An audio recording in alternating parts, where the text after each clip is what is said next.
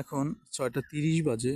খুব সকাল ৫টা ৩৩-এর সময় এক রুগী আমাকে ফোন দিয়েছে। তার প্রচণ্ড শ্বাসকষ্ট এবং জ্বর।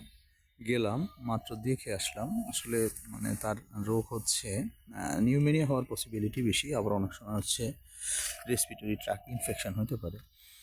এখন এই রোগীটা, একটা জিনিস বুঝলাম, সে মানসিকভাবে একটু হতাশাগ্রস্ত। তার ছেলে মেয়ে দেশের বাইরে, তার তিন ছেলেই দেশের বাইরে।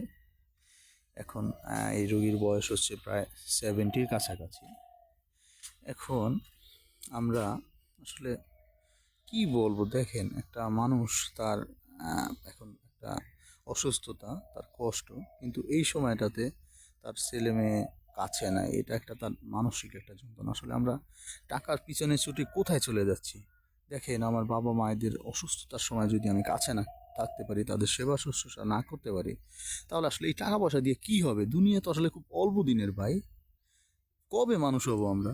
আমাদের কি আসলে শুধু টাকাই জীবনে, কি শুধু টাকাই প্রয়োজন? টাকা ছাড়া কি কিছু আসলে চলে না বা কিছু হয় না? আসলে আমাদের এই মন মানসিকতা দিয়ে বেরোয় আসতে হবে ভাই।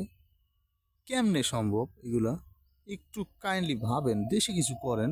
বাবা মা অসুস্থ, চলে আসবেন, কাছে থাকবেন, সেবা শুশ্রূষা করবেন। সেই কোথায় দূর প্রবাসে তাদের ভালো থাকার জন্য প্রচুর টাকার পিছনে ছুটছেন। লাভ নাই ভাই, কোনো লাভ নাই। অল্প টাকা পয়সা হলেও জীবন চলে ভাই। ডাল ভাত খেয়েও বাঁচা যায়, আবার বিরিয়ানি খেয়েও বাঁচা যায় ভাই। একটু একটু মানবিকভাবে থাকেন ভাই। এত পয়সার পিছনে ছুটে কি লাভ আছে? টাকা দিয়ে কি হয় আসলে? খুব বেশি কি কিছু হয় টাকা দিয়ে? জীবনে কি আসলে বাঁচতে হলে কি প্রচুর টাকার প্রয়োজন? টাকার পিছনে ছুটতে হবে শুধু?